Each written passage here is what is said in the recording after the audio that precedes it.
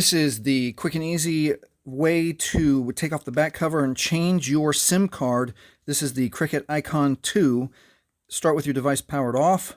We're going to look at the bottom right here for the little notch. Use your fingernail or a gentle tool to pop that open. So we're going to pop the back all the way off, and then we are going to look at what we have on the SIM card area right here. And the only thing that we want to double check is that orientation. So as we're moving the SIM chip around, keep in mind that the slot on the SIM card faces bottom left. All right, so use a tool or your fingernail to get that old SIM card out. Take that old SIM card out, get our new SIM card with our new carrier, and we're going to double check that orientation with a notch facing bottom left.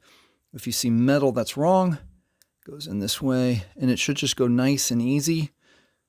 Push it gently until it doesn't go anymore, and you're done. The only thing to check now is to make sure that your camera slot lines up with your camera, and then go around twice to make sure it's all the way clicked close.